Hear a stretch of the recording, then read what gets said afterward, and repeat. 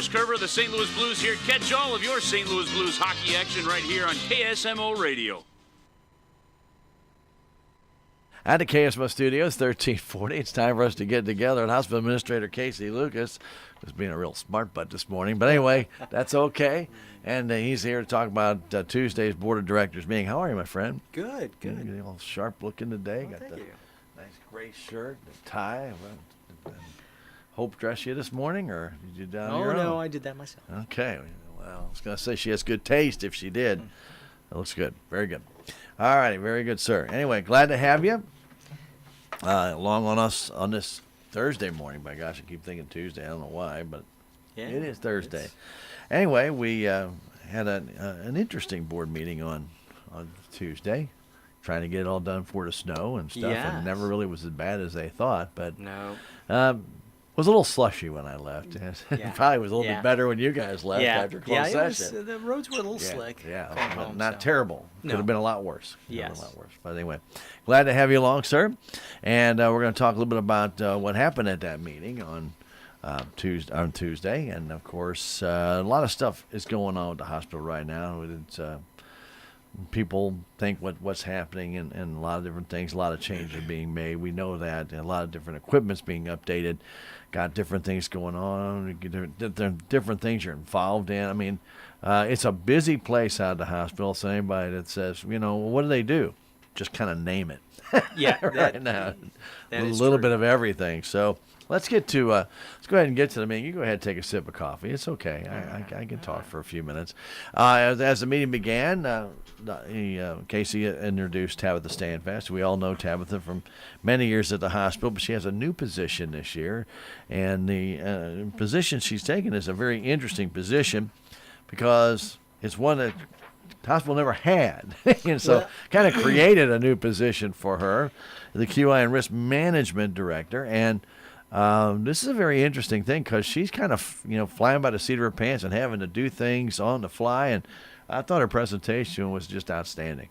Yeah, no, I thought it was too. And there is just a lot of, as she went down and from her presentation, almost every bullet was a new program. I Right. mean, you just name it, with the healthcare industry, what's going on with quality, what's going on with patient safety, and these things, over the last several years have really started to take Priority over anything else. Quality, making sure we're meeting certain standards, certain requirements, and so when we start going through those, you can just name off.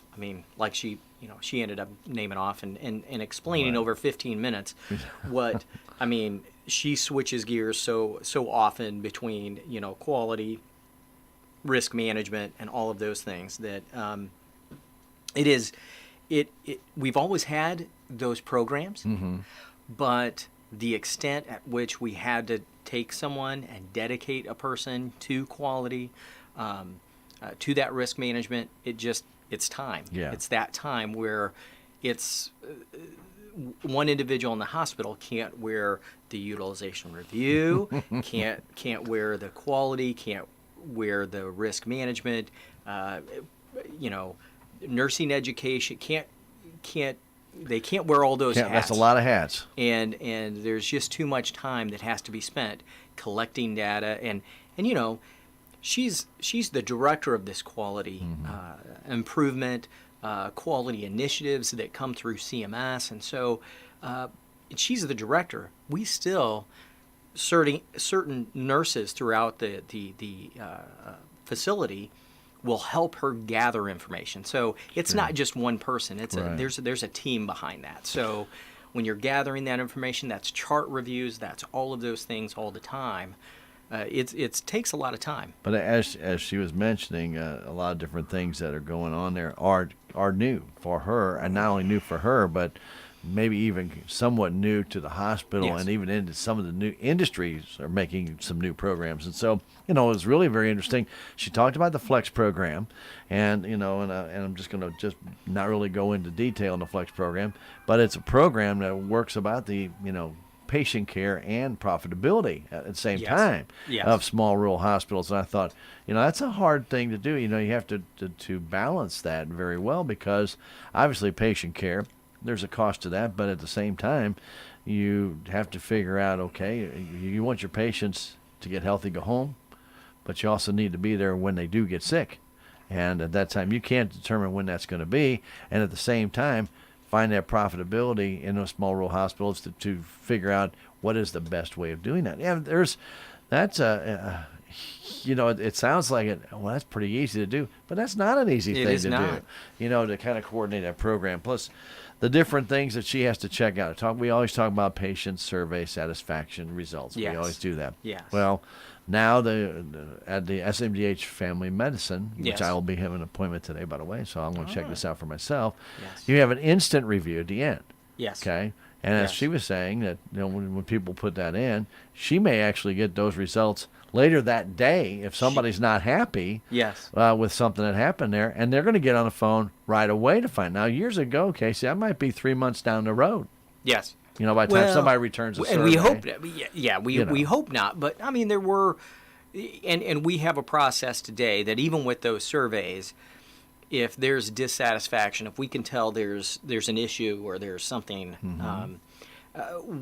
that feeds into our patient grievance committee. Right. Okay. And so those are reviewed. The charts are pulled. All of those things are reviewed. If we can, if the patient gives enough information where we can track that down, we pull all that information and go through that. And there's usually on something like that, we try to get a letter out within 7 days, just to let people know, hey, we've noticed this, we've seen this, we heard your voice, and now we're going to put that into the investigation mode, and then investigate, discuss it in our committee meeting, and then kind of decide a direction from there. Right. So, but it really is moving in a direction of immediate response. But like I said, years ago, and I know this happened to me, where the hospital would send out a letter after services, and that might be within 3 to 5 days, maybe a week. Depends on when the weekend falls, whenever. And then you get it. Well, first thing you don't do is just sit down and fill that thing out. It's going to sit on the counter, and you'll have to sit down and think about it, and then you go back. And of course, you may not even gotten any of your bills yet. You may not have gotten all that. You may not know if the insurance is going to cover everything, and so you may have to wait a little bit. So that can take a little extra time, and what she's explaining is that the quicker that they can get to this, the fresher it is in everybody's mind. You can get a better response as to why it happened. Let's get it the problem corrected.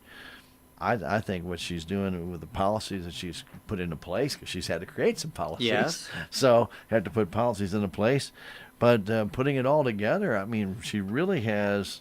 I don't want to say seamless, because it seems seamless to us on the outside. I know on the inside, no such thing as seamless, because she's creating this. And there had to be some testing, trial and error to see if that does work together. These two things do come together at some location.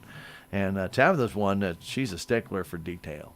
Yes. And you said, she had to pull all this together. And our first step was to decide, hey, we're gonna peel this off. There's so much here.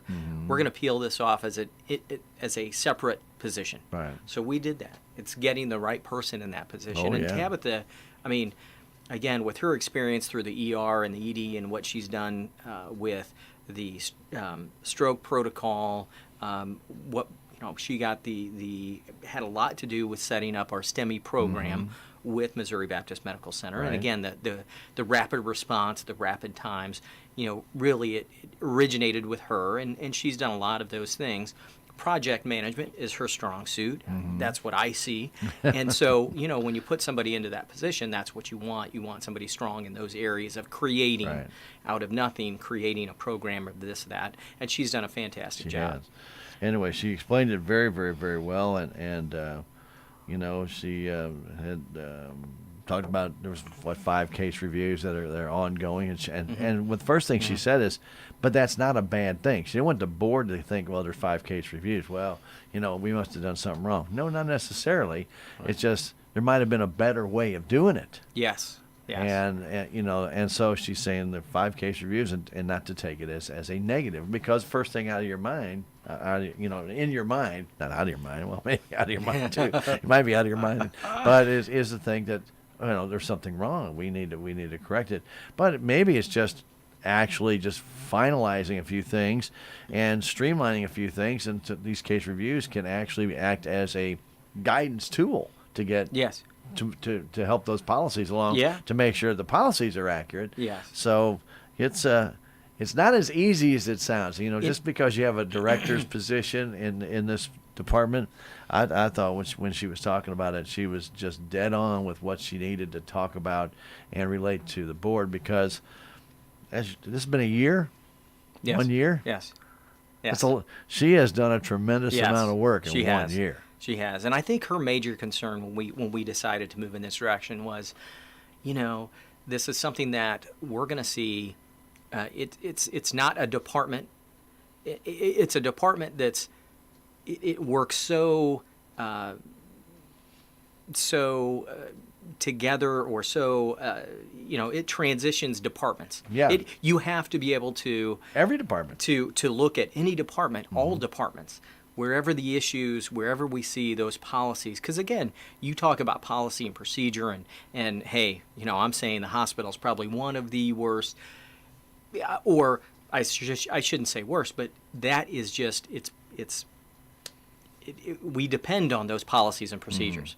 And so as we get to those policies and procedures, again, these case reviews aren't to blame. These reviews are to find gaps and to fix gaps, and to fix that in the policy or in the procedure of how we do things. So Right.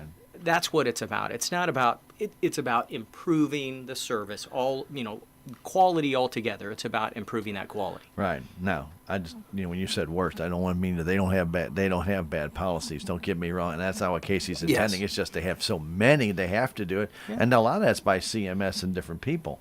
They institute part of your policies whether you want them or not. Yes. Because that's how you're going to get paid if you don't follow their rules, and then of course they change the rules without notice, and then you've got to readapt that policy. And so Yes. what Kasey was meaning there, and I don't want to take words out of your mouth when you said worst, but you're the worst for having all these policies that you have to go by, because there are a bundle, and it's in every department, and they're not the same. just the requirements, the guidelines, that we have to meet, how regulated we are, and it's extremely regulated. It's insane. And you know what? And to a certain extent, it's necessary. It is necessary. It is necessary.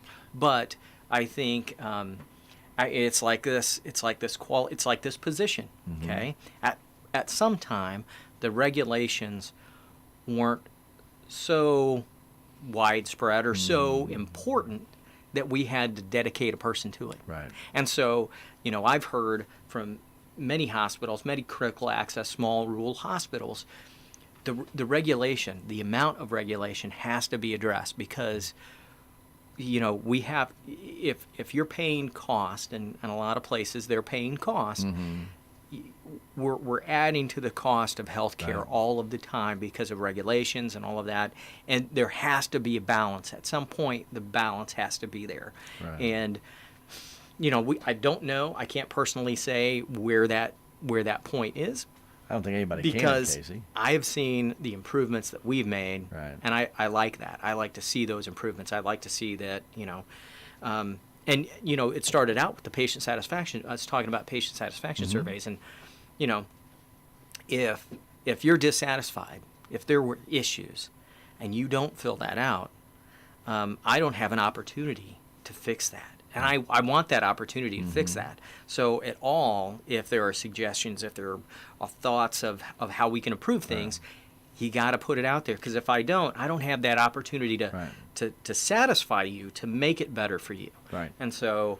and it's not always a complaint. It may just be a Sure. suggestion. You Yes. may have had great service and said, but this didn't happen. I was kind of wondering why. Hey, you can include that in there, and maybe the hospital's never really thought about that as being part of the protocol. Maybe it happened at a time before. Maybe one of the nurses did on their own, and they didn't get that this time, and they're kind of wondering, well, last time I was in or last time I had service, this happened. Mm-hmm. Hey, bring that up. Put that on your survey. That's what helps a hospital grow. And so I will see from certain departments, I will see surveys from certain departments that are 90s, in the high 90s as far as satisfaction. Mm-hmm. Okay? Yet, I still hear, through the community that there are issues. Mm-hmm. Okay? And for me, the most important thing is that those issues be identified on those surveys. Mm-hmm. Because that's how again, we can address things when we hear we have an issue. We can look into those things, and we do that all the time. And so, and we're always trying to improve those procedures and workflow, so to speak. And so we're always trying to fix that. But if we have that on a survey, if we know that from the individual that's experiencing that, that's the best thing. Again, we have community. We are a community. It's okay if you see me in Walmart, or if you see me in the store, or you see me in Country Mart, you see me wherever you see me, the local restaurant, to stop and say, hey, yeah, can you look at this? It's okay. That's fine, because I want to know those things. Yeah, absolutely. So, and I know that we have, board members. They say the same thing. Yeah. I mean, they're concerned. Always, it is always a concern of administration, really, of anybody in the hospital. Right. I don't think there's one employee that would be offended, if somebody came and said, hey, this is what I'm experiencing, and can you guys look into that? We always do that. And it's hospitals are, and having to deal with them more than I've had to, not just Salem Hospital, but other ones, having to deal with these people, you really realize how there's and it's a pressure-packed thing. They're all constantly on the go, especially when you go into ICU units and things of that nature. These people are constantly moving, and checking things and different things. You have to have an appreciation to where if something is amiss, they don't miss much, but if something is missed, it would be, you think it's minor, but I know the person who's being affected doesn't think it's minor. They think it's major. So, but keep those comments coming. One of the things that she did bring out, and I wanted to bring this up because I thought it was really a good compliment to the Salem Hospital, which has been going on for a number of different years, is that at a meeting in Festus with quality improvement and risk management, that Salem was spotlighted at this meeting. And Tavis says, it's not because we have the highest marks, it's because we communicate better than any other hospital. Mm-hmm. And that's amongst all the departments, which I take, you're spotlighted at a QI meeting with how many hundreds of hospitals, and they bring you in and say, why can't all hospitals communicate like SMDH? Which, that's a big compliment on Salem Hospital, because wow, all of a sudden, well, they may not have the 99.9% marks, but you have a lot fewer patients, so one bad one. Yes. If you got 20 patients, one bad one's 5%. If you have 100 patients and one bad one, that's 1%. Now they're saying, well, yeah, but if you have 100 patients, yeah, that's right. But if you have 100 patients and 3 are bad, that's 3%. Yeah. So who knows where that one may fall in? But what she's saying is the communication between the departments is flowing. It's moving back and forth. It's not just all give, or take. It's back and forth. Yeah. So when you have that and you're spotlighted for that, that's a nice tip of the cap, especially in the QI and risk management, which you haven't had a director for less than a year. Yeah. And I'm thinking, wow, that's pretty impressive. Yeah. So, I hope the board thought that too, but I didn't want to bring that. I really wanted to say something at the meeting about that. I said, that's just. Oh, don't start looking at the clock already. You got a meeting? No, I get notifications there too. So Okay, all right. A lot of times you come in here and say, "Yeah, I've got 12 minutes. We got to talk about this." Anyway, but we got all the time we need. But I just wanted to congratulate Tabitha. That was a Yeah. great presentation at the meeting. Very informative, very concise. It was, she didn't drag it out and try and, and she doesn't ever tap herself on the back. That's not what this is about. It's No. just about No. getting the job done. And after a year, I mean, I tell you what, I've always admired her is what she did with the stroke protocol and everything, and doing a lot of that work and making sure that the hospital qualified, and then making sure we set record times. I mean, she's never satisfied. She always wanted to be better. Yes. Yes. Yeah, which is just a tip of the cap to her, and that's kind of in her makeup, but still, you couldn't find a better person for that position. Yes. Yes. And we decided that risk management side and that QI, they just go hand in hand, because a lot of the risk management, a lot of things, events that happen at the hospital, things that we could do better, they present themselves in a risk management reporting, and that's what that's what she was talking about, electronic reporting. She's kind of figured that out, and anytime you can take things from paper to electronic, you can data mine things so much easier, and you can get to answers so much and results so much easier and quicker, and the response time to fixing those things tend to, again, get shorter and shorter and shorter. So, But I find people, though, and this is my own personal view, that if they have to make a suggestion, they will not type it in on electronic. They will write it, but they won't type it, and I don't know why. But I mean, even myself, when I take surveys, I find myself not wanting to make that comment because I don't want to sit there and type in the answer. But if you had it in a piece of paper in front of me, maybe I would write it. So there's good and bad and everything. So but you take what it is. But there's still paper surveys. There still are. You can do it that way. And I'll say this. I mean, anytime you don't want to type it in, I mean, and you really want this to be addressed, whatever it is, you can simply put on there, as long as you're putting your contact, you can say, call me. Yeah. And that's all we need to know. Yeah. We'll call you. We will follow up. We'll do that legwork. Very good. So kind of keep that in mind. Like I said, they do leave areas for suggestions or comments. And when they do, if you've got a comment to make, but, some people don't type very quickly, and they just don't want to do that. And you know what we should do? And this is, again, I'm just thinking off the top of my head, is if you had a click button that says, call me. Yeah. All you had to do is click. Why don't you do that? See, that's why you come in here, so I give you these great ideas. Yeah. See, I'm the idea guy. You are. That's what I tell people. They don't believe me, but I tell them. Anyway, all right, very good. Okay, well, after Tabitha, though, we talked about the hospital summary of operations. It was an extremely busy month for the hospital in the month of January. Yes. Extremely busy. Yes. I mean, if you just look at admissions, if you just look at the average year to date, 61 for last year, we're up to 101 this year. And again, anytime you have staff turnover, physician staff turnover, you gain, you lose, you gain expertise, you gain, whatever they do, you gain a little bit more comfort in one area, you may lose a little bit in another area, and so, we've had some staff turnover, and it's been positive for, one, the emergency room and keeping those patients local, if we can keep them local. Right. Whether that means in a observation status or whether that means inpatient status. But what we also see is those swing bed patients and the number of swing bed days. So, again, our swing bed patients doubled from what was budgeted, right. Up 40% from last year or from last January. So you look at that, but the days, those days, the number of days they stay here is well up too. That average is well up. So and that's a choice people have too, of coming back to the local hospital, and I think more and more people are doing that.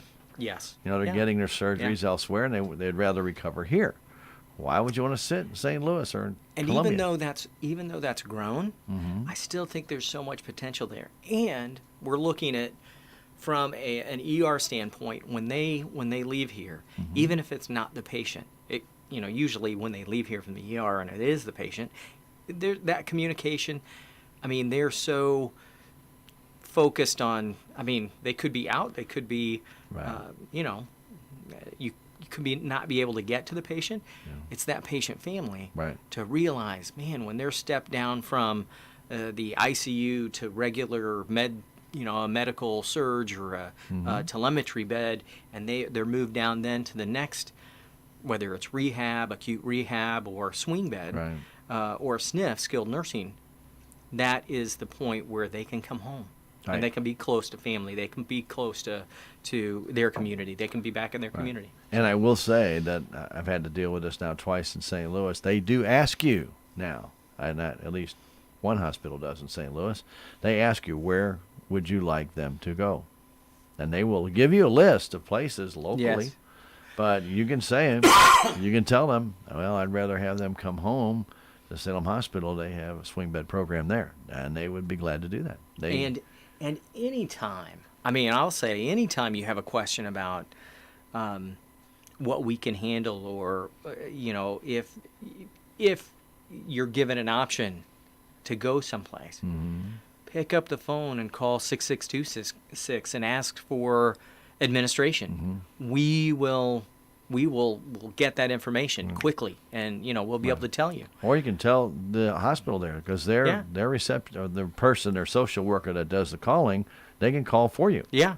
They can and do set that. it up. Yeah. So anyway, it's very easy to do. It's your choice. And so I know with my dad that I would have rather had him come down here. It was easier for me to go over and see him, but That's not his not- community. Yeah. But he's well enough to make his own decisions. I'm not going to take that from him, and he wanted to stay closer to home, so that's fine. Okay, very good, Bud. Yes, a very, very busy month. As you mentioned, inpatient census days, 404. I don't know if I ever remember a 404. And I don't know if I ever remember 404. I know we've been up in the 390s before, but I don't ever remember 404. That's a lot. That is. And also, as you mentioned, observation at swing bed. It's that time of year, flu season too. Not only injuries and recovery, but also flu season. There's not like last year. Don't get me wrong. Now, last year was just crazy. Oh my gosh, yes. But the amount of patients and the severity of what they have to get healthy. Sometimes you just have to be careful in sending somebody back home when they're not totally healed, because sometimes you tend to get a little lazy. Yes. You don't do as you're supposed to do.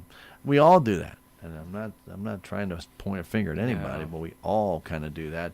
We kind of get back in our routine, and our routine may have been the one that got us sick. Maybe need to change that routine a little bit, especially if you get a little bit ill and you need some help. But as we mentioned, that's a lot of inpatient census days. Our home health and our rehab is busy. You're going to see those numbers coming up here in just a little bit, and they're going to be even busier. Yes. Yeah. Because what you see here, that's going to convert in the next 2 to 3, maybe even 4 months. Yes. Yep. It will be.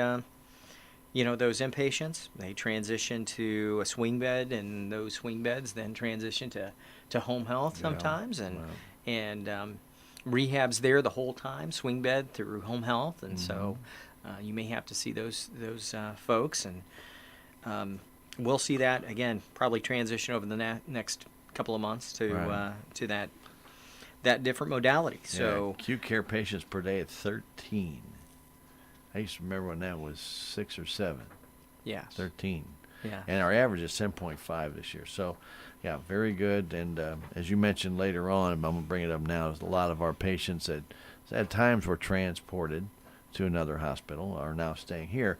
And 2 reasons for that. Number one, we have much better equipment now, and our services have increased at Salem Hospital. And let's go ahead and be honest about that. You have better services now and more services now than you had before.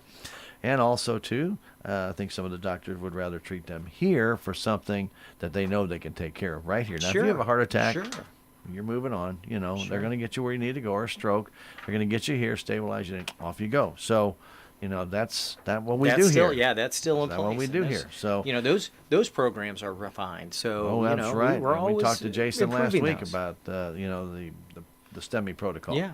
Which is pretty impressive, and what they have to do. And he was telling me about the paperwork, and I said, better you than me.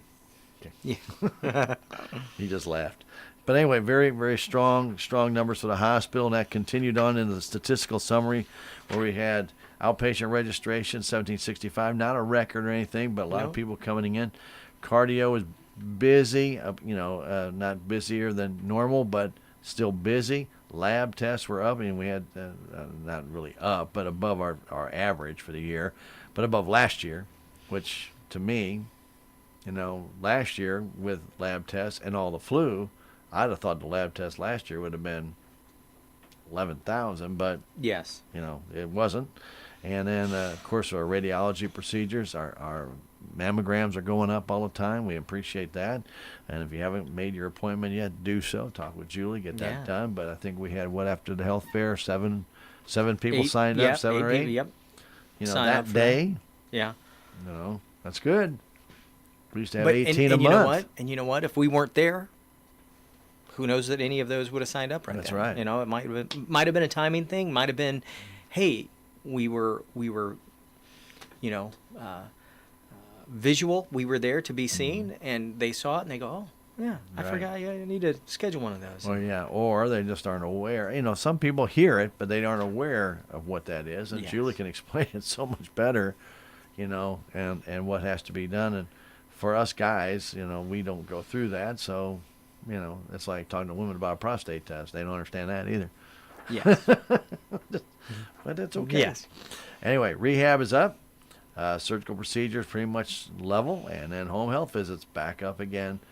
Like I said, busy month. You got people coming in, checking out, going home, and getting treatment still. Yep. And when you see those fiscal year averages from last year to this year, I mean, every one of them is up. So, and so we've seen this growth this year.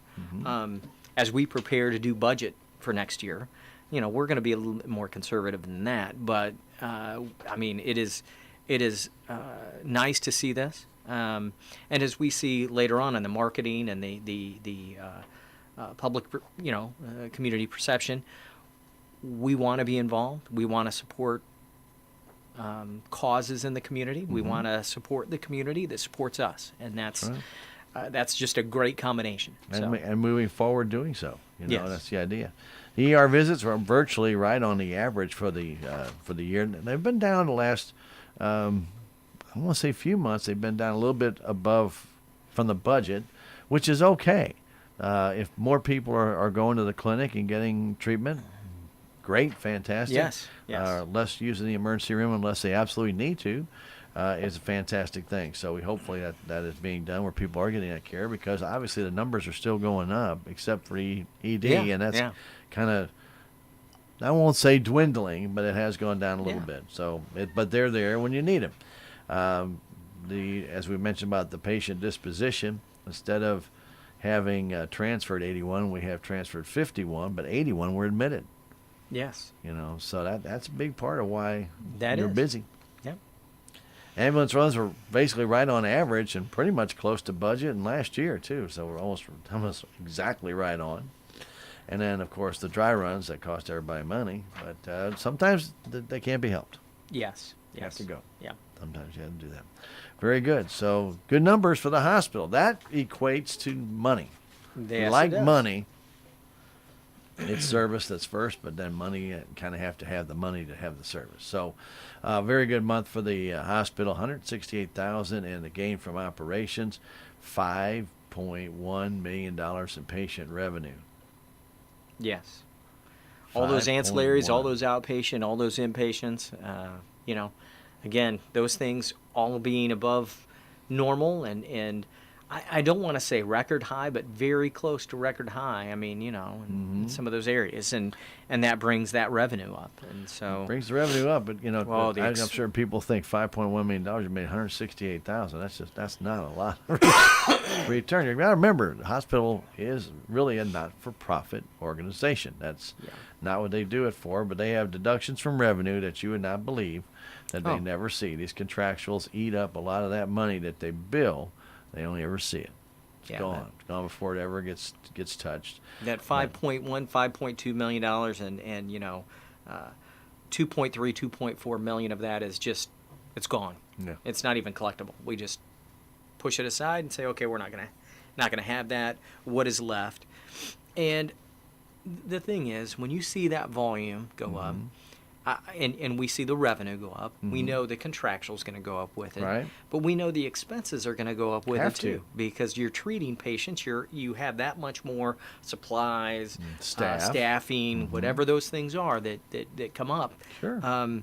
Those are going to be increased too. And you see that almost $2.2 million in That's right. in Expenses. and But- up from last year at 1.9. So it is, but But again, the revenue and that go hand in hand. Right. So, Well, you know that from your accounting days, direct variable cost. And people say, what's a direct variable cost? It's the costs that are associated with creating the income. The costs have to go up in relation, and usually a percentage of what that is. So if you would, for example, if you would be making $1 and you've got your profit margin built in, and your expenses may be at 75 cents. For every dollar you make, if 75 cents is expenses, which are 25 cents would be profit.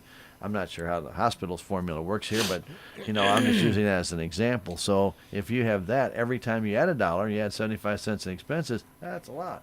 Yes. That would be kind of extreme in this Yes. case. But Yes. what I'm saying is that so that's how you get gauge on that. So every time you have 5 more patients, you got to bring in 3 more staff. You got beds you got to use. Housekeeping has to go up. The laundry goes up. Everything goes up in relation. There's a cost involved to all that.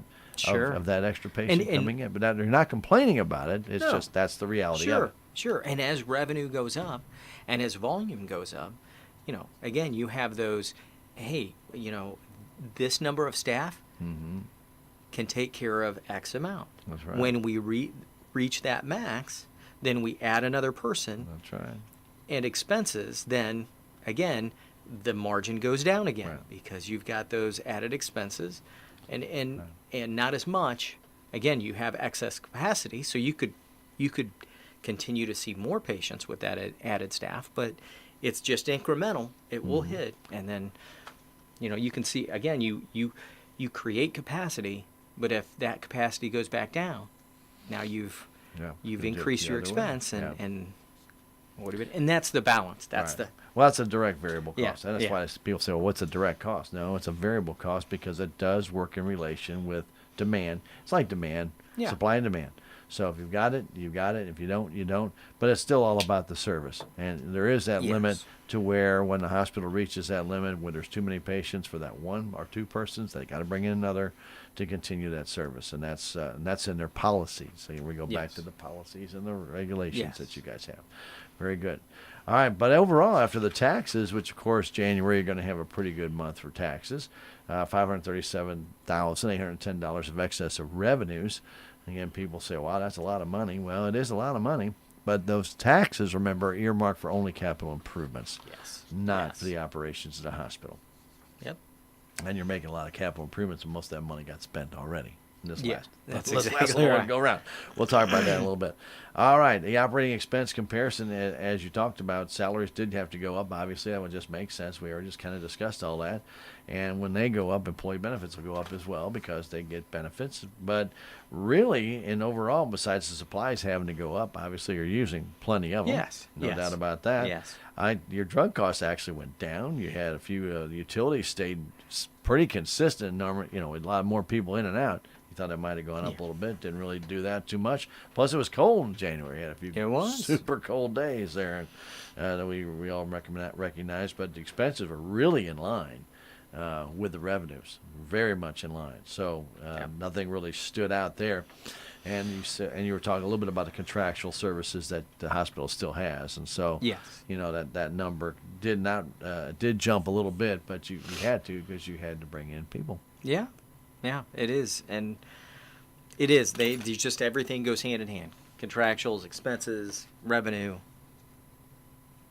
When those things go down, that's when your concern is when that revenue goes, that expense that was built in that we've right sized for a certain volume.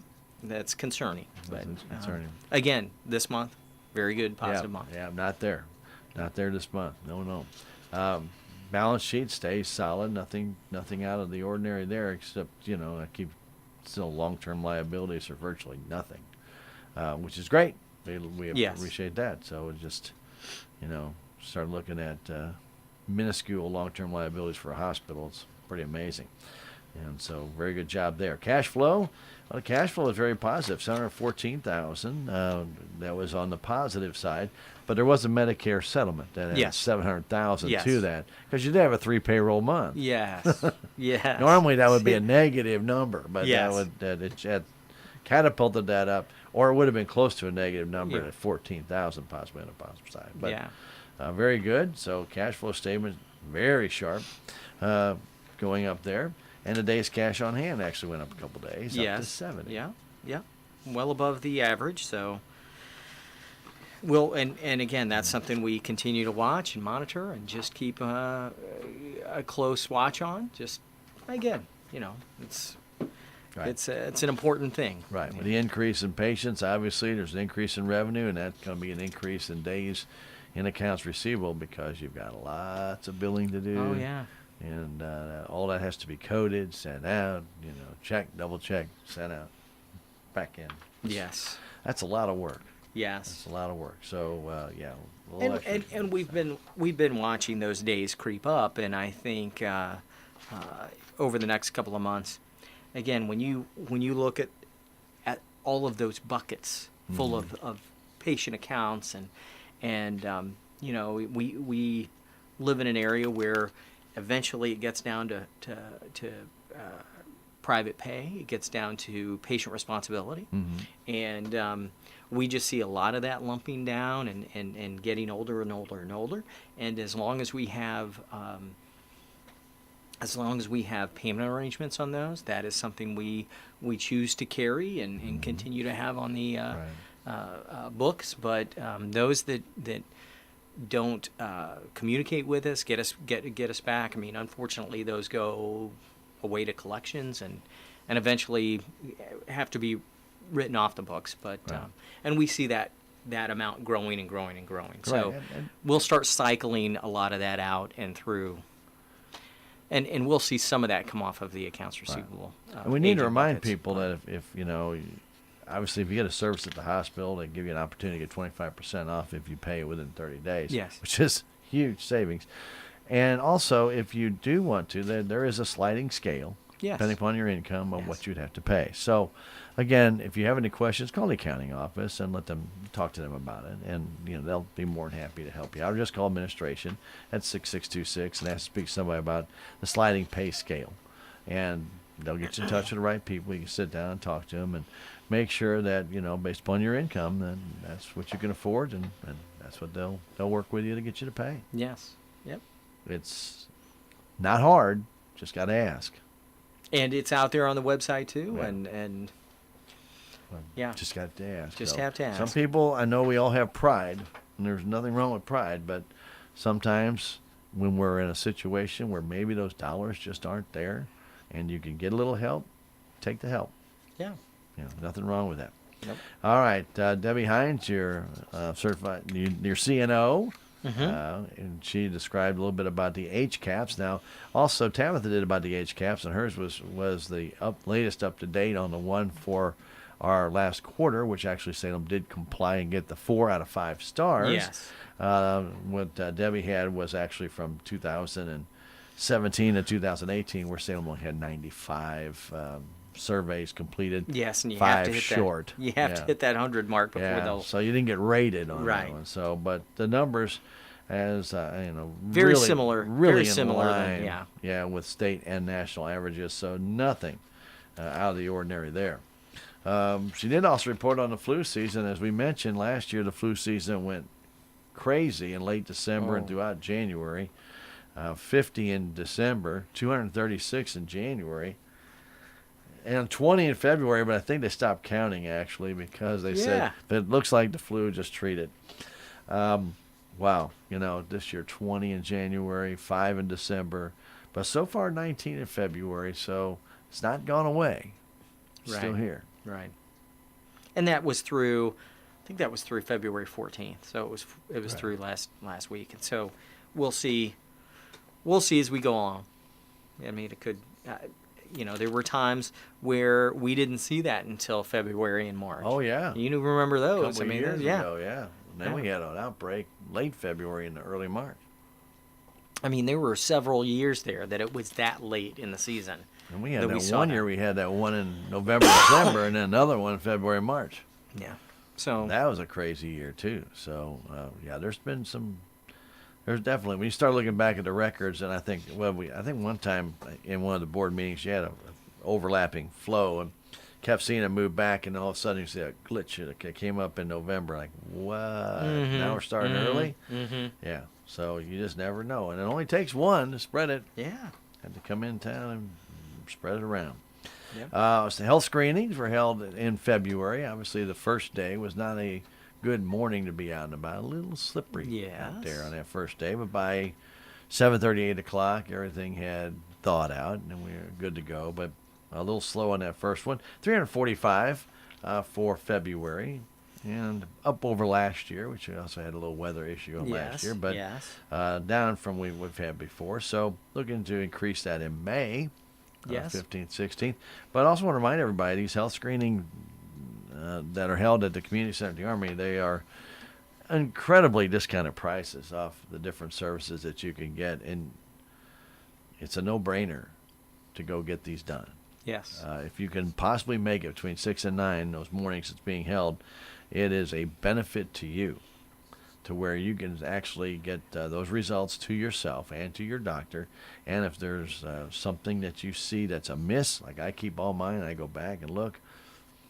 If something really starts to go changing, like maybe your A1C goes higher and higher and higher, getting a little higher. Maybe you're still within that range, but it continues to rise. Yeah. Might be something for you to take a look at. Start looking. If there's something, maybe your creatinine is changing.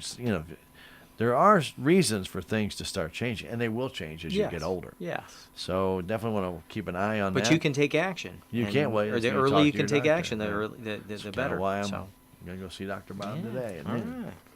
So anyway, it's one of those things. Plus, I haven't been there in a couple of years, so good to go back just kind of once over. Yep. And a couple of the numbers were a little high. They weren't terribly high, but they were a little high. So let's figure out why.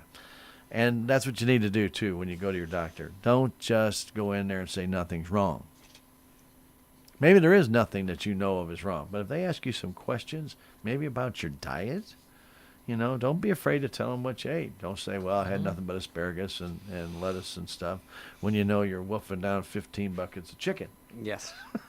And French fries. And French fries. And shakes, and all that good stuff, which actually sounds pretty good. But, there's a limit. You have to balance things out. So tell the doctor the truth so you can finally get out, maybe find out why those numbers are up a little bit. All right, very good. Health screening next one, May 15th and 16th, right before graduation. So there you go. You discussed the CMS survey that they were in town. They spent, about a week and a half or so? Been the first time in 5 years you guys had them in? Yes. But they're here for, a week and a half to 2 weeks? No. They're only here for 4 days, 3 or 4 days. Oh. Yeah. And that's, again, how much of the hospital can they see? How much can they review? And you'd be surprised. I know. But, and they look, and they have, just like time changes anything, they have their focus points. They have their they want to focus in on certain things. And they did that with certain policies, certain procedures, certain, programs within the hospital. And so they look at those things. And we had, I'm going to say some things with policies and procedures. They just wanted more definition, more, sometimes we leave a policy may depend on what the most up-to-date,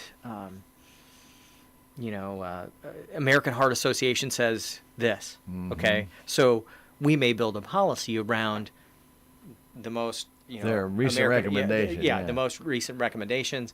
They wanted more detail, so we went into more detail. And so what that is today, that goes in there. Again, was it vague? It might have been a little too vague. So we appreciate that. we always look at these surveys as a learning experience. Sure. We learn a lot. I will say, you only get them like every 5 years, though. yes. So I mean, if they were coming in every year, Yeah. um, That'd be more of a concern that you Yeah. fell behind that far in a year. yeah, But they only found 7 tags. yeah. 7 tags in 5 years? 7 tags in the in the patient, patient safety, patient Yeah. concern. We did have some tags on the life safety code, which is the building, the facility, making sure that our facility is up to date. And so there were a couple of tags there, but I'm telling you, the surveyor that came in was very willing to work with us and understand that Todd Workman, our director of facilities, had started, had Making these already changes. things in place. Right. Some of those things include life safety code plan and updating all of those things. And once they found out that, again, yes, there was proof. We had consulted with people and we had some steps in place or taking place at the time. Totally worked with us in how they want to be part of that, which I see as a good thing. Once we get that plan, once we get that life safety code plan updated, we'll meet with the state and we'll talk about timing of all of those things and kind of plan that out. So if they came back in 3 years and that plan was, supposed to be implemented over the Right. next 4 years or 5 years or however long that plan is implemented, that they would know exactly where we are and what we've got done up to this point. And again, they sign off on that. We keep them involved. And, it's one of those things where they want to be involved. And if something comes up, they want us to make a call. They want us to keep them informed. And hey, what if we get direction from them, chances are we can't go wrong when they come in next time because we had them involved in the process. And that's a good thing when you get those. And again, it was our state, Department of Health and Human Services in the state that helped us go through this. I mean, CMS contracts with them for their surveyors to go out. And so it was one of those things that, again, it was very positive, very positive. Yeah. So, But I will say, go ahead. Tuesday, they hadn't yet accepted our Responses.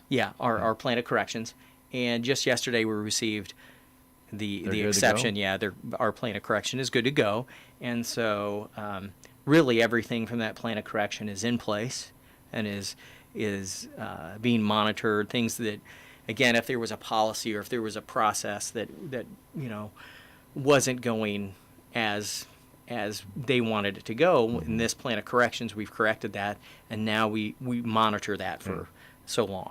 And then when we reach 100%, that it's totally hardwired into our, processes, procedures, that, then we can move on and do other things. So. Very good. So a lot of good comes out of those surveys. And again, this is just one of the many that the hospital has to go through each and every single year. You've got state people come in, federal people come in, Medicare people come in. You've got all kinds of people that constantly check the hospital. Yes. This is one that is, as we mentioned, every 5-6 years at Salem Hospital. Yes. So it's I think their limit is 6 years. So. Well, obviously, if they continue to work with you and don't find anything wrong, they're not in a big hurry to come back. Right. So, which is good, which is another positive for the hospital. Right. Very good. Yeah. All right, let's move on. Hospital Auxiliary meeting on February 5th. 10 members. Start setting a couple of fundraisers for this year, huh? Yeah. Such as? Scrubs and Beyond, April 17th. Okay. They're in the hospital library. Right. And then Shoe Roads Productions, September 10th. Okay. So Also in the hospital also in the hospital library. Very Yeah. good. All right, next meeting will be? Next meeting is March 5th, and it is at the Salem Community Center. So it begins at noon. So again, if anybody out there wants to donate their time, lunch is provided. And again, when you get new people in there, new ideas, it's a good thing. Always a good thing. Generate new ideas and new ways to help support the hospital. And your community, because Yeah. it works hand in hand. Very good. All right, let's talk a little bit about the community perception and different things going on with the Hospital Foundation and stuff. And they've been kind of forefront here, I guess, the month of February and January with Dancing with the Salem Stars. It was kind Yeah. of the big event for the winter, and it was very, very positive. It was a positive event. We raised $10,800. So that will go most likely to room renovations. Mm-hmm. We have started in the acute care, going through renovating each room. Some projects coming up.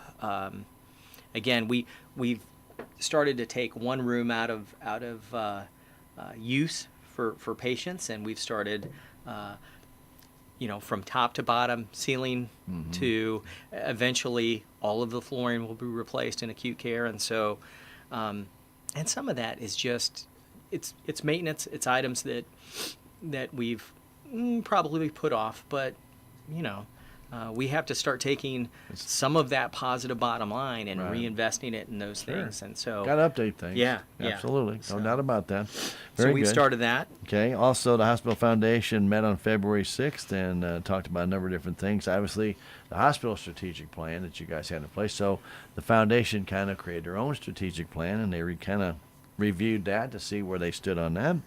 And then talked about the role of the advisory board members, because it is a participating board. Yes, yes, and we had some new members to that advisory board, and looking to add a few more. So as we look at that, those advisory board members, when they come on, they need to understand what's the expectation. What are we going to do? And really, again, they have to buy into that. They have to understand the value in those things. And so we kind of went over some of that and had a lot of good discussion. I think our strategic plan from the hospital side, when you start explaining it, they start to see the connection between the advisory board and things that they do, and why they're doing certain things to support that strategic plan of the hospital. Exactly. So it has to be a tie. it does. And so Very good. questions about what we feel we do best, and some of those things came up, and where do you think the opportunity is, and you could start to see, well, then we need to be doing this if this is what the hospital's doing, or this is growth. We've seen some growth again in services and just volume at the hospital, and so how can we use the foundation to again support those things? Exactly. And it was good. And how can the community help support with the foundation? I mean, that's Yeah. the Dancing with the Salem Stars that's community based. I mean, Yes. you have volunteers in the community dancing. You have people that support it. We had it at the gym this year, and you had some last minute people that came in. We were able to sit in the bleachers for a very little, low cost price of $5 to watch 2 plus hours. of Good entertainment. show, Yeah, man. It it's was a good show. Very good show. Good So, show. and a lot of people had a good time with that. Of course, by the way, if you couldn't make it and you want to get a copy of that, it's available at the hospital. Yes. They do have thumb drives, flash drives, USB drives, call it whatever you will, that have that. They already have them available. They are available. Yeah, you're not going to have to wait Yes. 6 months to get Yes. them. You already have them. So they're done, ready to go, and I don't know what you guys would charge. I think it's $15 or something. I think like it that. is $15. Mm-hmm. So if you want to do that, you can help add to that total. Very good. Chris also talked a little bit about the IRS tax exempt status update. Well, they cashed the check, but they didn't have the paperwork. Why would you cash the check without the paperwork? Some of those, again, when you send the check with the paperwork, and that you get the check back, or you You get know that's yeah. taken out of your Yeah. account, huh? You kind of go, well, okay, so they've got X amount of days, and you have to allow them that. Oh, but we are at that. You're at the We're at that point where point. okay, well you've had it 6 months, and we started to follow up. Probably should have followed up a little earlier, but again, when they say we have up to X amount, you kind of got to let them do their job, and and then the government was and shut down for a yes, while. yes, they and you weren't don't doing know. anything. Yeah. So and you don't know, and so we called. Oh yeah, we don't have your application. So we got them. We've taken care of that at this point. But it was it was disappointing. Yeah. Disappointing a little bit. But It's again, just a matter of time now. if Yeah. they put that to the front of the pile, I mean, hopefully very soon we have that ready to go. And so that means, again, the next couple of steps in how we transfer everything and do all of that, those things take place. And so It's just amazing how fast that IRS cashes that check, isn't it? yes. Yeah. Oh, by the way, we'll get to your application later. Yeah. But we got your money. Thank you very much. Thanks. It goes over in the stack. Yeah. Put it over there. Now, we do have our golf tournament coming up in June, and there's going to be, I'm hoping a whole bunch of people want to sign up for that. I know Chris is getting stuff ready to get sent out on that. It's going to be here before you know it. We're almost in March now. Yes. Gee, my, Yeah, it is. How fast it goes. But anyway, there's a golf committee meeting coming up. That'll be tomorrow, and they'll get together, and they'll probably finalize all that. So you should start seeing stuff out about that. And, of course, the benefit concert and the Wing Off coming up in August. It's a brand new fundraiser. Yes. It'll be out at the Commons, and they're meeting on that today on their concert committee. But I understand they've got They the met band. last night. Oh, They did they? changed that. Yep. Oh, did they? Yep. I'm sorry. Yep, they changed it. But So and it's it was good? last minute, so they Oh, changed okay. it to last night instead of tonight. So everything went well? And everything went well. Good. And I left a little early. Chris was very excited about some of the things they had decided on, and so as we get a chance to discuss those, we'll get further into it. But Very good. he said there was a lot of progress. So it's a new fundraiser. It's things that we've never dealt with before. It's again, when you're for the concert portion, when you're booking bands, when you're booking equipment, when all of those things have to come together, and things we've never done before, but we're learning a lot. So as we Right. get through those, gonna again, be- I think it's exciting. I Yeah. think it's something that I don't know that the community has ever had something like this, or maybe it's Not been that- so not long to that since we've had something like this. size, No. So Yeah. I think There you that's we're going to Should be a lot start. of fun. Yeah, and again, we're looking for we'll be looking for sponsors, Right. And for participants. in the Wing Off, sponsors, yeah. and participants, and all of those things. So, Judges. there's a lot of expense that goes into Who would this. wanna be So a judge again, for wings, right? yeah. Well, I'm on that for sure. You're on that, huh? Very good. No, anyway, but it should be a fun time. That's going to be out at the Commons.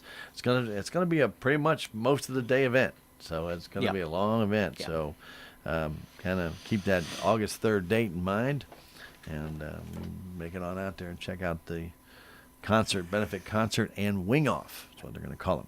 All right. But now we talk about. I think there's even talk about a name. So there may be. I mean, that's one of the things they kind of talked about last night was, well, is this what we want to call this? SMDH Foundation, blah, blah, blah, blah. So we'll see. Well, it's still in the preliminary stages. Yes. Yes. It's the first one, so you can call it whatever you Yeah. want. By the time you get it all figured out. It's got to be catchy. Absolutely. Got to be catchy. Got to be catchy. Got to be some kind of wing ding out there, right? Mm-hmm. Yeah. Very good. Community perception and marketing. Chris has got a few irons in the fire on this one, like about 410. But he's very, very busy. Project Rise, by the way, and that first Project Rise group, that will come to an end Monday. Yes. That'll be their Yep. last meeting. And that's been ongoing, but boy, people from the hospital have been great with that. I've talked to some people out there. That has been an incredible program. And we wish the best to the 4 families Yes. that they have. Yes. Boy, I'm telling you what, they've gone from one attitude to a whole new attitude, and that's really what it takes to get them comfortable in their own skin and what they can do and what they can't do. That's all. That's what it's about, Yeah. right there. And learn how to do a few things. And I know Chris and a lot of the hospital staff have been very, very, very big in this Project Rise. Been great. Mm-hmm. The SMDH sign update. Well, they finally got approval to sign is straight, but they don't have a sign yet. They got at least the frame is straight, right? Sure. Yeah. But with all the weather we've had, Oh yeah. can't do much out there. No. We had wind for about 4 weeks. Couldn't do anything. Yes. Signs don't go up well in the wind, No. but also it doesn't go up very well in the snow, ice, and sleet and Yeah. rain either. Some support groups are being put together, and this is very interesting. Yeah, and new. I wasn't aware of the stroke support group, but they met. Is that Tuesday? Yes. Okay. Yes. Went well. I mean, I think we see opportunity here with some other support groups. I know maybe looking at diabetes, maybe looking at STEMI, maybe looking at, all of those things anytime we can. And we take suggestions. We want to know ideas. I mean, that's important, shared on Facebook or whatever. I mean, we're always checking that. Call administration, let us know if you feel there's one out there but at this point, starting with the stroke, doing very well. I know that Jason also went to, with the Missouri Association of Stroke Coordinators, went to the schools, fifth grade schools, to do some education and some things like that. So, again, anytime we can, this community marketing perception slide and all the things that we're doing, again, we're trying to support that community. We're trying to and then you're trying to educate reach out, educate, inform of services. Anytime we can do that, again with the rise, again just trying to be part of that. Healthcare is such a big part of that. So, trying to do that. Huge part. And when you talk about educating people, and they always talk about trying to educate the young people, especially on the fast, so they can identify this. Because let me tell you something. You know as well as I do, Kasey. Nobody knows what it's like until it happens. Yes. So if a loved one of yours has a stroke and you're sitting there and you're clueless because you're not paying attention to what they've had in PSAs about stroke and learning how to be face drooping and just a lack of mobility. Sometimes you just lose your memory. Sometimes you're just kind of spaced out. You can't do anything. You freeze. Yes. Every minute counts. And if you sit there and you don't know what to do, then that costs you 15 or 20 minutes before somebody else can get that.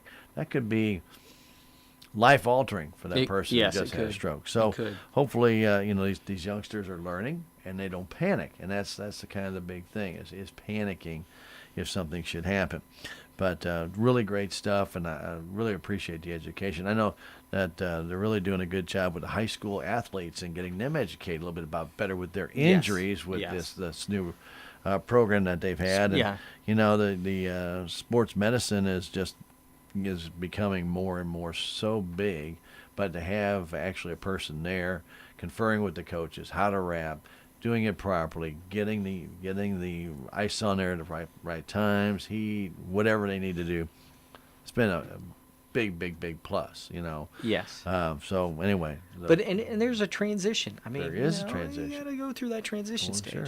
And talking about that sports medicine, February 28th, we have Dr. Cahalan coming from SSM. In St. Louis, talking to 12 coaches, the rest of our sports medicine program participants, and so talking about concussion protocol and concussion and being able to recognize that. And so, again, it's just another good thing for those coaches to go through, and anytime we can make that connection, we need to do that. Absolutely. So they're more aware and knowing the signs of concussions. Because sometimes you don't know. Because I can honestly tell you back in the day, I always love that term, in the day. But, when I was playing college hockey and I got dinked in the head with a hockey puck and got knocked out, all right? Basically, your concussion protocol, go home if you start to get ill, but don't go to sleep for 12 to 18 hours. Don't go to sleep. If you go to sleep, you can't tell if there's any symptoms. But if you do get nauseous or you get dizzy, go to the hospital. That was your concussion protocol. That's what and it I was. said, well, what about the game tonight? He said, be ready to play at 5:30. And this is 1 o'clock in the afternoon. He said, there's, it didn't make any difference. Now, did I have a concussion? Never. I'll never know. I saw stars. I know that when I got knocked out. But I wasn't dizzy. I never did, feel any of those effects. Never got ill. But you don't know. And, anymore nowadays, they just, I think I got a concussion one time when I hit my head on the bottom of a table. That one hurt worse. And it got me a little woozy for a while. So, and then you never, you get that bump on your head. Don't take it lightly because you can definitely find yourself in a bad situation with that concussion. And all of a sudden something goes wrong and nobody knows you hit your head. Yep. That can be a problem. All right, let's continue on. So we got some new photos going to be going up for our administrators and our doctors. That's good because the ones Sure. on the wall been there Sure, for a needs while. to be updated. Needs to be done. You need to let people know who's there. Yep. It should be done. Montauk opening day. The hospital will be down there. You have an ambulance. Yes. You're going to have a table or something down there as well. Mm-hmm. I think we were there last year. Yes, we were. Yeah. Yep. Very good. Women's And- night out. Girls' night out, actually. That's Oh, why okay. it has women's night out because it's for women and girls, so they call it girls' night out. All right. It's Girls' okay. night out. Same day, 4:30 to 7:30, I think is the time, and they're going to have cooking demonstration. What Chris was saying, that Jason's going to cook, Yeah. and also there'll be 2 other booths there for the ladies. So there you go. By the way, guys, it's girls' night out, so no guys are allowed. Except if you're a presenter, I guess you're allowed in there. Okay. So, anyway, Technically, I'm a presenter, and I can yeah, do it. you can No, go if you want. As long as Hope approves it, you're okay. All right, and that's on March 14th out at the Community Center at the Armory. You're going to start seeing some SMDH TV ads on Fidelity Insertion channels very Yes, soon yes. in March. Can't wait for that. And I've got a preview of one, sample one I need to take a look at. And then we have a new billboard that's on Highway 32 over there that used to have, let's see, Riverways on it. Riverways, Yeah, yep. was their billboard. That's right across the street from Town and Country Bank. Yes. And that'll be a new SMDH billboard. And then the 100-acre race in the woods, the Wood Rally, Yes. coming up in March. And Yeah, 15th and 16th, and know. we'll have it. We'll have an ambulance there for sure. You always do. Yeah. You'll probably be doing something then we'll be- downtown that Saturday because Yeah. they have the kickoff down there. So I'm sure we'll see Yeah. some presence of the hospital down there as well. So, community marketing, community. Just basically put it community. Very, very, very involved in our community. We also know that they'll be involved in a soccer program, which will start April 1st. Yes. We'll be involved in a baseball program, and our hospital's involved in virtually a lot of the different things that our city athletics do put on, so we appreciate that. Very good. All right. Lots of stuff going Yeah, on. lots going on. All right. Real quickly, the fiscal year 20 Finance Committee meeting. Going to be working a 7-year capital budget. So we talk about looking in that crystal ball, Kasey, down the road and trying to figure out what the hospital's going to need or what services the hospital wants to look at. Sure, sure. I mean, when you start looking at that, again, our January 28th meeting with MRI and bringing MRI in-house. Right. Yes, we provide the service already, but the volume and the way in which we provide that, it will create so much capacity that again, we need that capacity. We're probably, we know we're not meeting the needs with what we had. They've increased us number of days that they're here, Saturday and Monday, to Saturday and Monday. And so, but we find ourselves even getting booked with those several weeks out. So, we just want to keep that service local if we can keep that service local, and that's what we're heading to do, or we're trying to do. So And plus with an MRI here all the time, if somebody needs an MRI, especially for a sports injury, you can't wait till they get here on Tuesday. So you may have to go to a different hospital. There's transportation costs involved, time, that cost over there. You get it done here, and that will be a big benefit. And Yes. we have that. And people say, well, when would I ever need an MRI? Trust me, you can step wrong and pop your knee. You won't know it. And and an X-ray won't see it. You got to go to an MRI. Yes. And the thing is, you want to get that MRI taken because they'll probably ask for another one, a few weeks later to see if there's been any healing. Yes. And then to take a look and check that out. So without that being here, makes it kind of hard to do. Yeah. And, we look at that 7-year budget. I mean, I think for us, for the board, for administration, we want to get everything out there. We want to be looking further ahead. Right. And even if we see something and we say, oh, well, that's 3 years out, we want it to be How fast does visible. 3 years go, man? We want that to be visible to everybody, that we're thinking of those things, that it's obvious we've considered, and we continue to every year review those lists with the directors and add what needs to be added, or move up or change the priority of some of those things. That's going to happen. It just is, because you think a piece of equipment. Heck, we had some of our purchases this month that we're getting ready to go over all out. Yeah. that were non-budgeted, but they were on that 7-year budget. Right. But they weren't budgeted for this year, so we had to pull those things to this year. Understand now that come off our list. Sure. Obviously, probably go back on 7 or 10 years down the road, depending on what that equipment's going to last or the life of that equipment.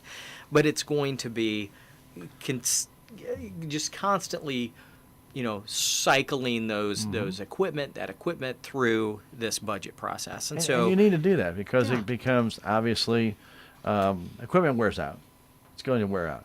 Or what you're going to end up having is somewhere down the road there's better equipment out there. yes, They can do a better job quicker, less efficient, more efficient.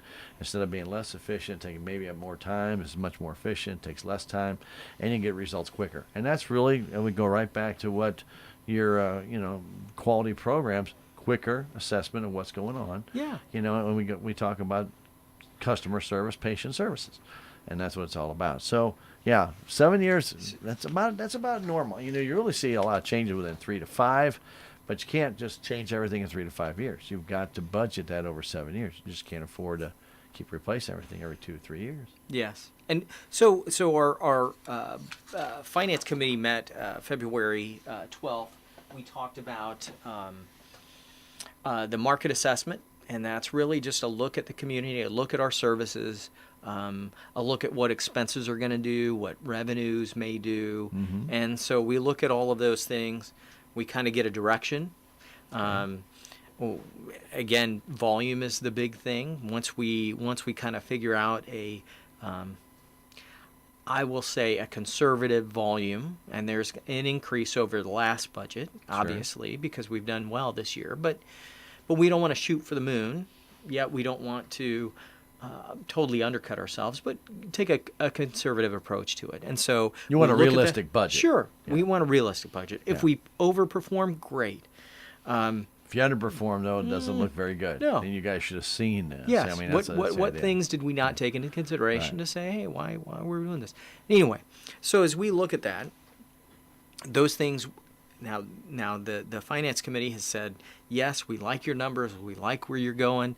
Take it to the next level. That next level from the market assessment is the operating budget.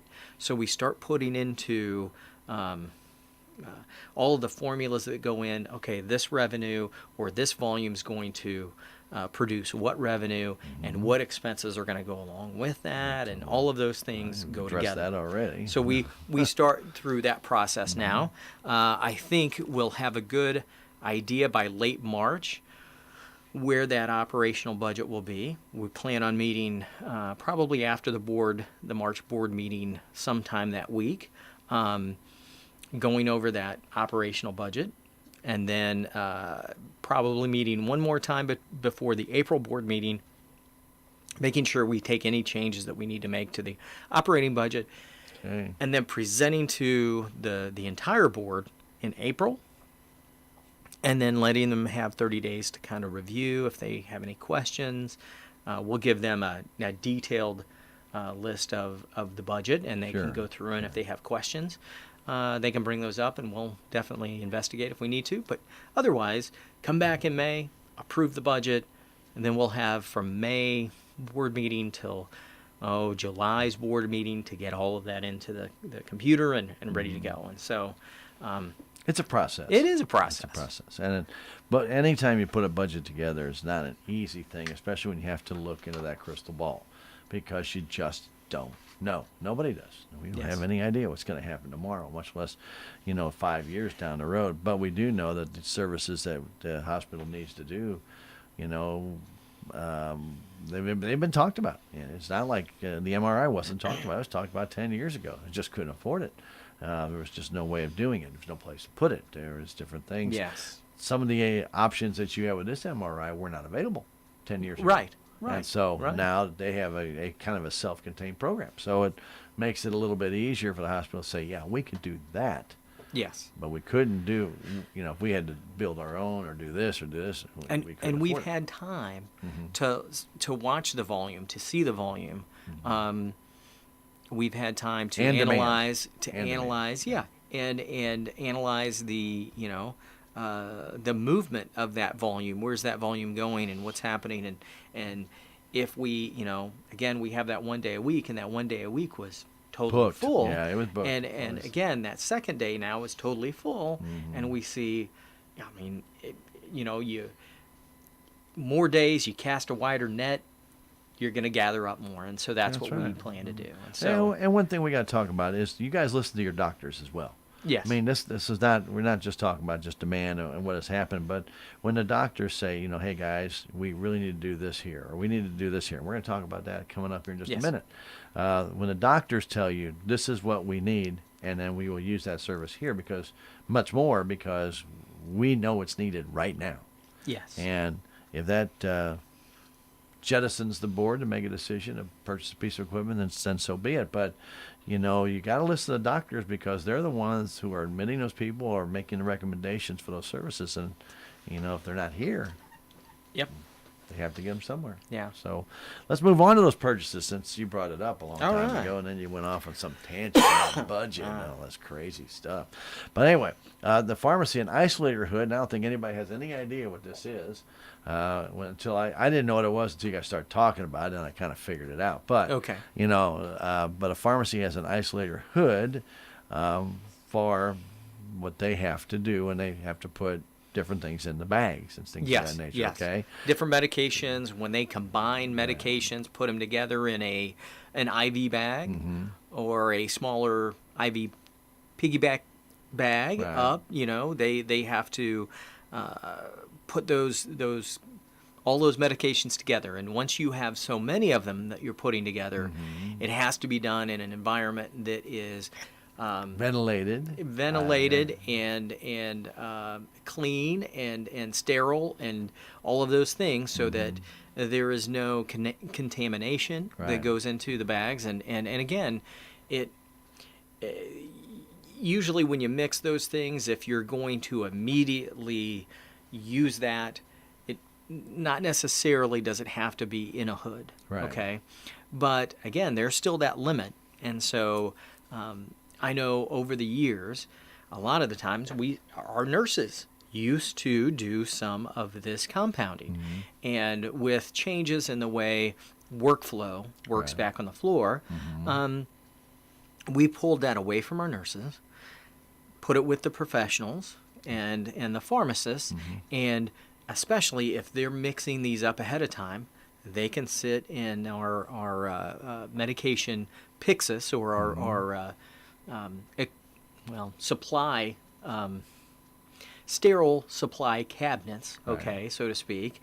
And when the nurses need it, they go in, they pull that one out. And again, it's a restocking of it's just like any other supply. Sure. And then our pharmacists see we're low, and they compound Right, and they put have to these mix things it together again, right. and put them in there. And so again, that type of compounding is what they call it, putting more than one medication together. Right.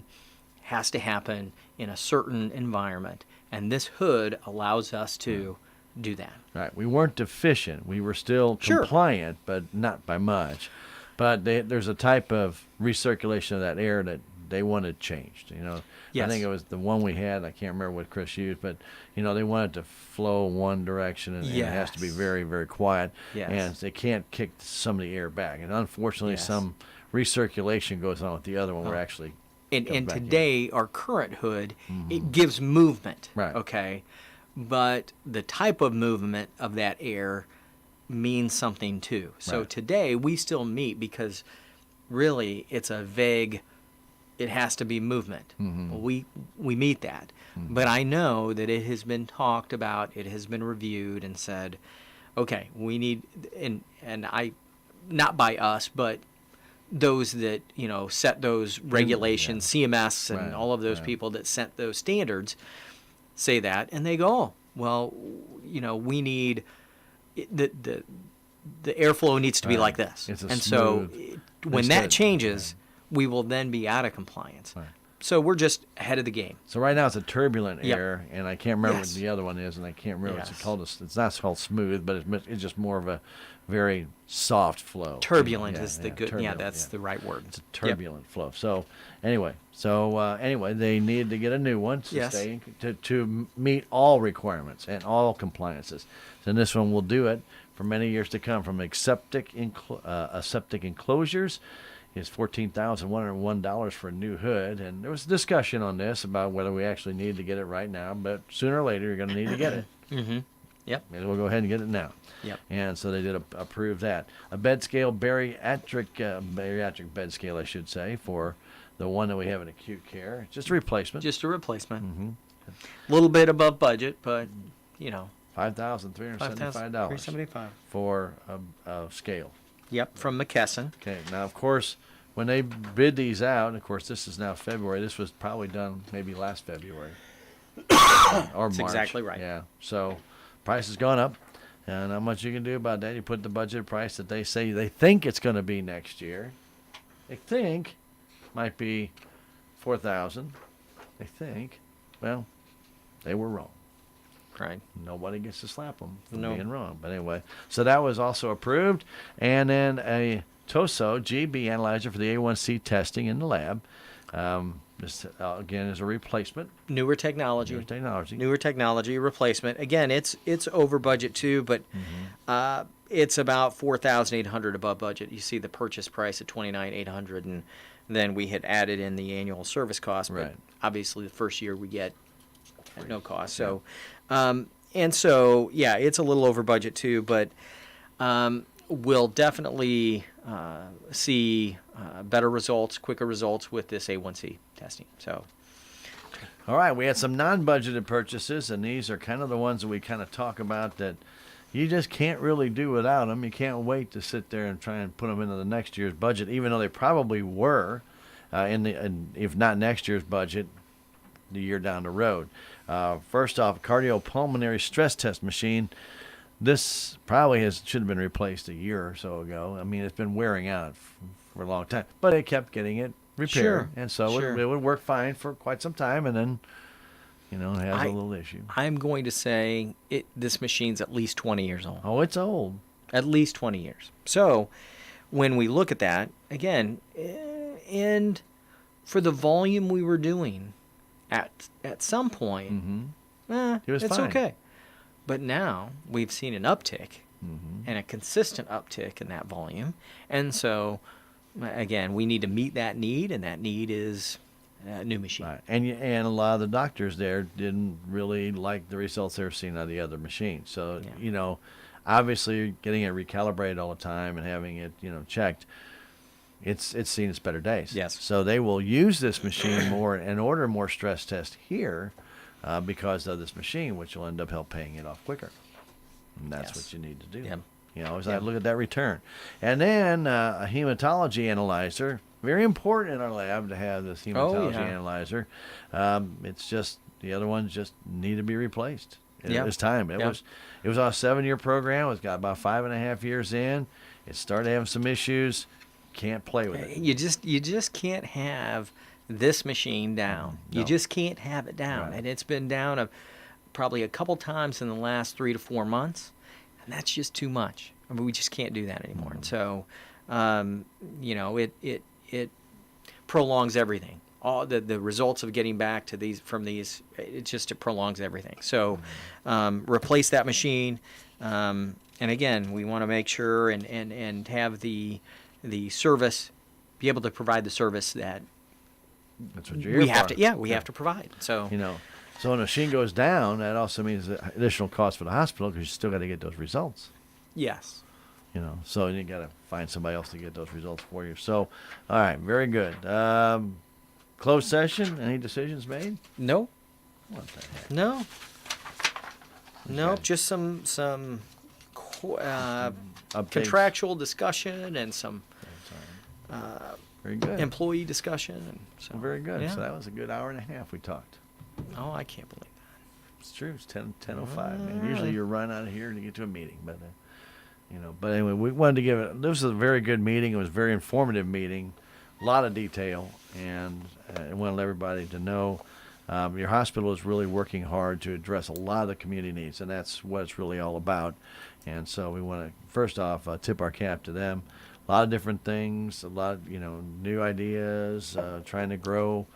At the same time, kind of maintain what we always have here, that family-oriented hospital that you're used to, and nothing's changed there. Yeah. And, our success is because of you, and, whether it's, like I was stating before with patient satisfaction, we got to know those things.